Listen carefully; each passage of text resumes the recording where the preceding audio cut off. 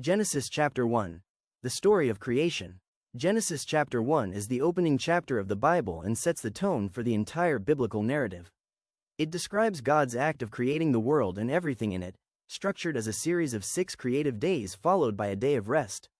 The account emphasizes God's power, order, and purpose, while showing that all of creation is good and intentional. Day 1. Light and darkness. The chapter begins with the earth formless, empty, and covered in darkness, with the Spirit of God hovering over the waters. God speaks the first command, "Let there be light." Light bursts forth, and he separates it from the darkness, calling the light, day, and the darkness, night. This marks the very first day of creation. Day 2. Sky and waters. On the second day, God speaks again, forming a great expanse to separate the waters below from the waters above. This expanse is called the sky, or heavens. Creation now has structure. Waters below on earth, and waters above in the atmosphere. Day 3. Land, seas, and vegetation. The third day brings the gathering of waters so that dry land appears. God calls the land, earth, and the waters, seas. Then he commands the earth to produce vegetation, grasses, seed-bearing plants, and fruit trees, each reproducing according to its kind. For the first time, creation brings forth life that sustains itself and will provide food for creatures yet to come. Day 4. Sun, moon, and stars. On the fourth day, God creates the great lights to govern time and seasons.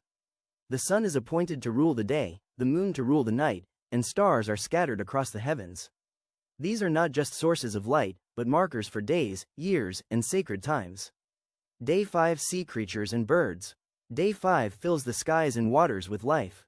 God creates great sea creatures, fish, and every living thing that moves in the waters. He also creates birds to fly across the sky. He blesses them with the command to be fruitful and multiply, ensuring the expansion of life across the seas and air.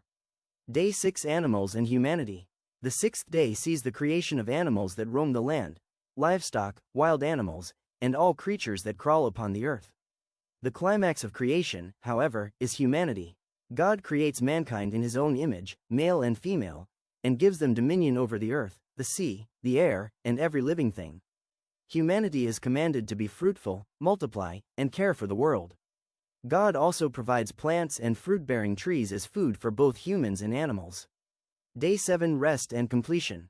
Though technically described in Genesis chapter 2 verses 1 to 3, the seventh day completes the creation account. God rests, not from exhaustion, but to establish the rhythm of work and rest. He blesses and sanctifies the seventh day as holy, setting an eternal pattern for humanity to follow.